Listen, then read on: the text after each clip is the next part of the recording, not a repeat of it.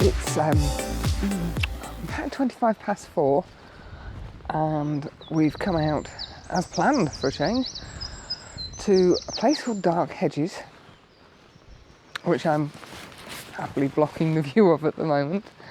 So I'll just spin you around. It's very difficult to tell what it's like, but on either side of the road is a row of, still not sure if they're oak or beech trees, that have grown over the road in very unusual angles. Now I came here 7, 8, maybe even 9 years ago on a trip to the Northwest 200, and at that point Dark Hedges was famous for what it is, which is a road with some stunning trees in very unusual shapes. It's now apparently famous because it's been in something called the Game of Thrones, which is a TV series, and I've never watched it. But I had unfinished business with it. I had a point and shoot, and I managed to get a really blurry photo of it. So I've walked from the car down to the bottom to see what angle I want to shoot at. I've seen loads of different shots on the web, and I'm just trying to figure out where I want to take mine from. I think I've sussed it, and it would be at the opposite end to which we parked the car. It's quite breezy this morning. It's cooler than it has been. The sun is due to come up in around about 30 minutes. You might get a better idea from here if I just spin you around. Again, you can't really tell. It's a really difficult one. I was expecting, or we were expecting, half a dozen other photographers here. So the fact that there isn't anybody, I'm not sure if that's good or bad. But the actual sunrise itself doesn't matter this morning. There is some, there we go, some clouds that are quite heavy. There's a heavy bank lying across most of the horizon, so I don't think we're going to get any colour, but that really doesn't matter. What we're looking for today is light coming in and hitting the sides of the trees, just to give the image some depth. But either way, it's a shot I've wanted to get ever since I did that decidedly lousy photo, which I might dig out of my hard drive and post up for a comparison, because this is one of the first places, as in Ireland, that I've revisited after a decent period of time. And we go to the lakes quite regularly. Been out to Manfrotto, out to Lady Bower Reservoir, and they're all places I've visited in the last couple of years. Ireland is such a long time ago when motorbikes were my thing, not landscape. So it's going to be interesting to see a comparison. Obviously I've got better gear, which does make a difference, but I'm kind of hoping that I've improved in my ability to see an image, to compose an image, and to get the right settings. So it'll be a good comparison, and actually you'll be crying when I've made it. Oh God, it was better all those years ago. Or I should be happy that I have actually improved. So, behind me, you can now see the trees. They form sort of an archway. I'm going to use the 70-200 to compress the image, to bring everything a bit closer, because there are some gaps. I think it was Storm Doris ripped a few of the trees out, which is kind of, that's a nice, yeah, you can get a proper idea of it there. Storm Doris caused havoc. Sunrise is just happening. I don't think you're going to be able to see, oh you could, there's just a hint of colour coming up in the sky. And what we're hoping is going to happen is the sun is going to break through these clouds and light up this row of trees. Yeah, that's Andy, you can see up there, getting his shot set up. Now I'm coming down really low and using the 70-200 with the VR off. You put a lens on a tripod that's got VR on, turn the VR off. The VR, as I understand it, works by counteracting any vibrations that the camera's feeling, so it's got its own vibrations When it's on tripod, you don't get any movement in it. It's solid. So you turn the vibration reduction off to stop the camera compensating. And what you can see there is the kind of image you probably get with just a normal lens. Everything looks quite distant. So by using the 70-200, I can get it to focus, I've managed to compress the distance so everything looks a lot closer. And that essentially is the image I was after. In terms of what we were doing shutter-wise, I had 2.5 seconds, exposure back down to f100, ISO down to 100, and we had a f13 as the aperture.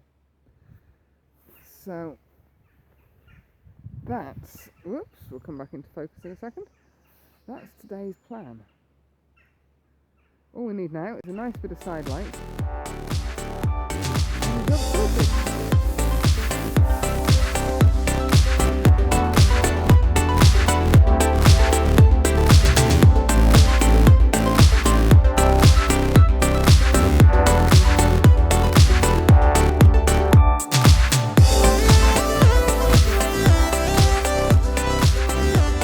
So we bought the kettle and 2 bags of water this morning, so we're going to have breakfast here and be on our way long before the tourist buses arrive.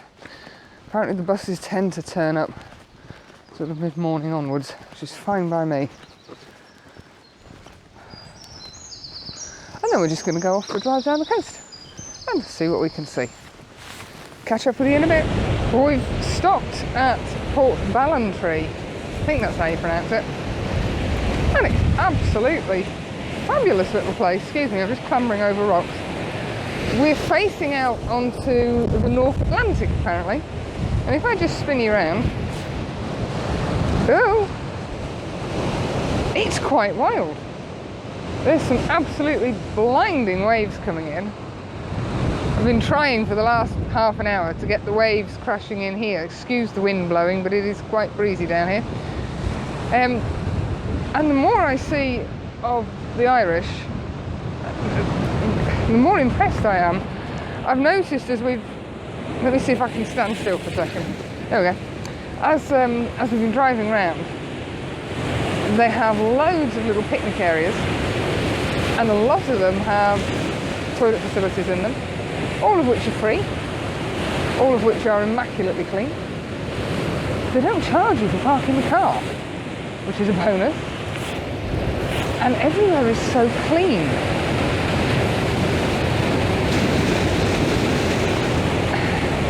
The sun is shining, there is blue sky. We've done a few long exposures down here. Unfortunately, Andy got caught by a rogue wave and we think it might have killed his camera, which is not good. Luckily I have got the D300F with me, so all is not lost. He's more than welcome to use that. But yeah, the Irish hospitality and the way they look after their tourists is very impressive.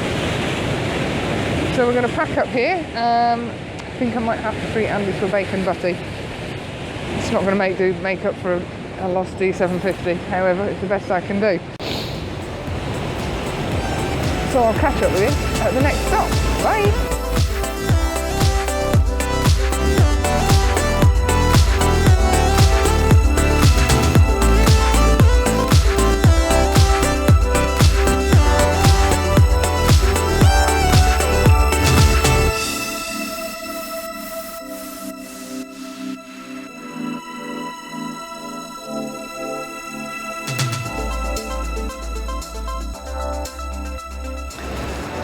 Well, we've left Port Ballantrae, and given Andy's little incident with the D750 and a rather large wave, we thought we deserved a breakfast.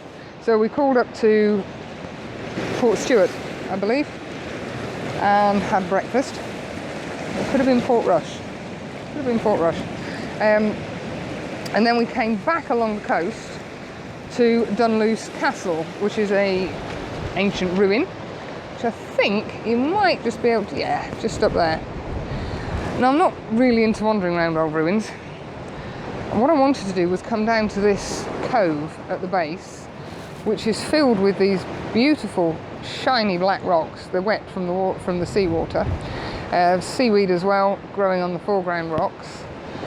We've got a little bit of detail in the clouds, and I'm aiming for a long exposure, hoping that the sun will just start to light up the castle for long enough to make it really pop. It might stay as a colour. I might end up going mono with it. I'm really not sure yet.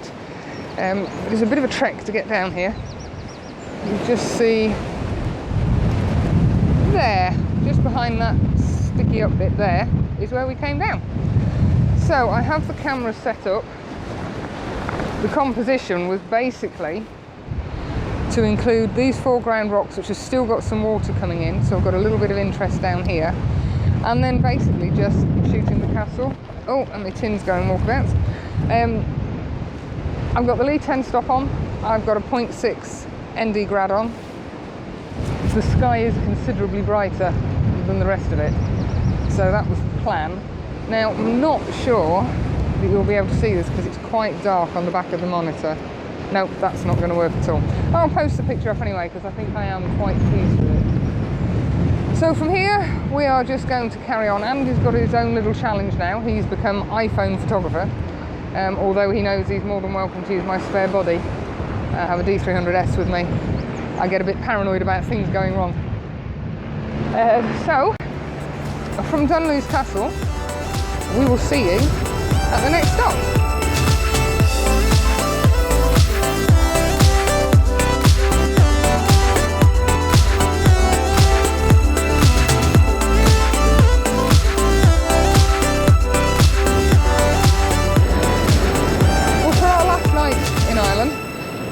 We were umming and ahhing about whether to do a sunset. Actually, it's more like whether sunset's going to happen.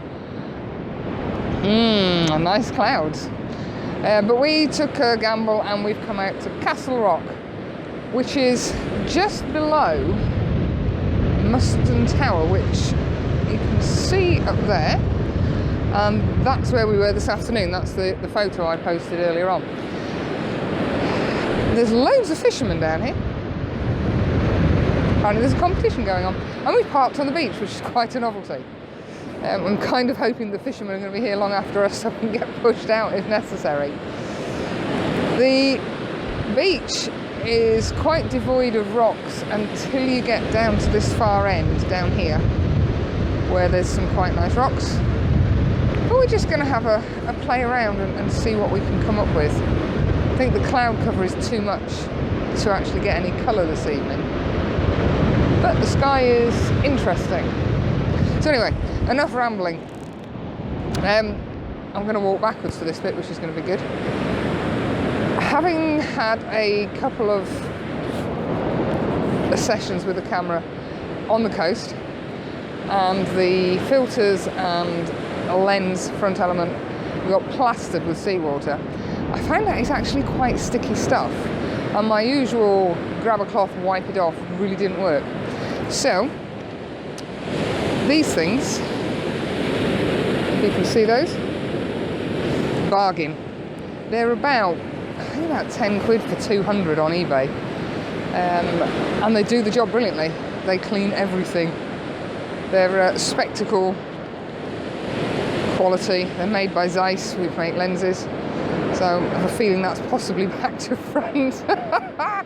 However, but yeah, they're well worth it. Packed down really small. One wipe will do a filter and the lens. But seawater is surprisingly sticky.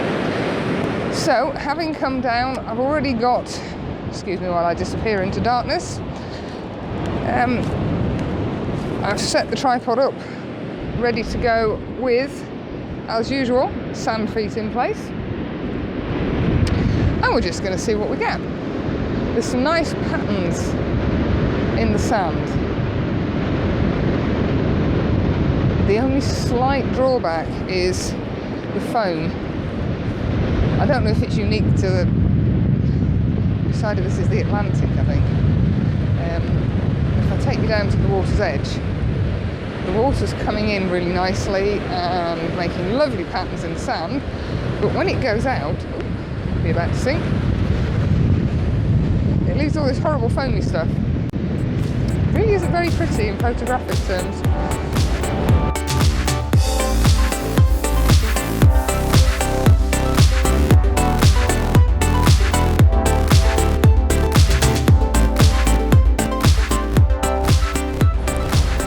Well, we're currently on the ferry. I think we've just passed Blackpool, or certainly the wind farms off the Blackpool coast. Should be due to land or dock at 6:30, I believe. For various reasons we didn't get out this morning. The lack of a camera for Andy. Let's try and find some vision. The lack of a camera for Andy wasn't good. I wasn't comfortable going out and leaving him on his own. And I didn't think it was fair for me to drag him with me and make him stand and watch me take photos. So we had a bit of a lie-in this morning. Got up at 6:30 and just packed up and left. It's been a fabulous couple of days. Lots of walking, lots of photography, some fantastic places visited. So impressed with Ireland in terms of tourism. So next one's been planned for a couple of weeks, probably just an overnight jaunt this time, and a wild camp, subject of course to the British weather. Hope you've enjoyed watching. Thank you so much, it means a lot, all the likes and the subscriptions. Really does mean a lot. Catch you later guys, bye.